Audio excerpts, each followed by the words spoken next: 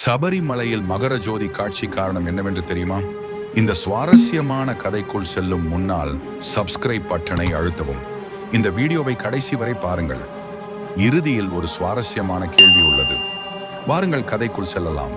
தை மாதத்தின் குளிர்ந்த இரவில் சபரிமலையில் ஆயிரக்கணக்கான பக்தர்கள் நீண்ட பயணத்துக்கு பிறகு நிசப்தமாக நிற்கும் அந்த தருணத்தில் அனைவரின் கண்களும் பொன்னம்பலமேடு நோக்கி ஒரே நேரத்தில் நிலை கொள்கின்றன. காற்றின் சத்தமும் அடங்கியது போல் தோன்றும். அந்த நொடியில் மலை உச்சியில் மெல்ல எழும் மகர ஜோதி ஒரு மாய காட்சியாக அல்ல, பல தலைமுறைகளாக தொடரும் பழமையான நடைமுறையின் உயிருள்ள சாட்சியாக பார்க்கப்படுகிறது. ஒரு காலத்தில் இந்த அடர்ந்த காடுகள் வழியாக இரவில் பயணம் செய்வது மிக ஆபத்தானதாக இருந்தபோது யாத்ரிகர்களுக்கு திசை காட்டவும் மலையில் அனைத்தும் பாதுகாப்பாக உள்ளது என்பதை அறிவிக்கவும் அந்த தீபம் ஏற்றப்பட்டதாக சொல்லப்படுகிறது. முதல் முறை தோன்றும் ஜோதி பாதை திறந்திருக்கிறது என்ற செய்தியை அளிக்கிறது. இரண்டாவது முறை எரியும் தீபம் வழிபாடுகள் முறையாக நிறைவடைந்து கொண்டிருக்கின்றன என்ற உறுதியை தருகிறது. ஆனால் மூன்றாவது முறை அந்த ஒளி தோன்றும் தருணம்தான் அனைத்தையும் மாற்றுகிறது.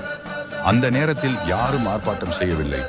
நற்பாத்தொரு நாட்கள் விரதம் இருந்து கால் வலியும் சோர்வும் தாங்கி காடு மலை கடந்து வந்த பக்தர்கள் தன்னிச்சையாக தலை குனிகிறார்கள்.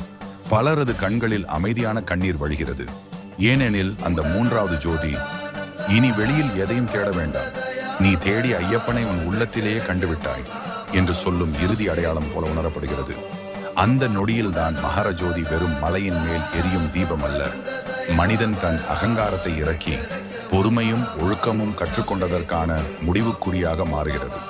தீபம் மெதுவாக மறைந்த பிறகும் மலையிலிருந்து கீழே இறங்கும் ஒவ்வொரு பக்தனின் உள்ளத்திலும் ஒரு உறுதியான அமைதி நிலை கொள்கிறது. பயணம் முடிந்தது, ஆனால் வாழ்க்கைக்கான ஒரு புதிய தைரியம் அங்கே தொடங்குகிறது. அதுவே சபரிமலையில் 3 முறை மட்டுமே காட்டப்படும் மகர ஜோதியின் உண்மையான உச்சமும் அர்த்தமும். ஐயப்பன் ஏன் புலி மேல் அமர்ந்திருக்கிறார் என்று தெரியுமா? கீழே உள்ள வீடியோக்கான லிங்கை கிளிக் செய்து பாருங்கள். சுவாமியே சரணம் ஐயப்பா.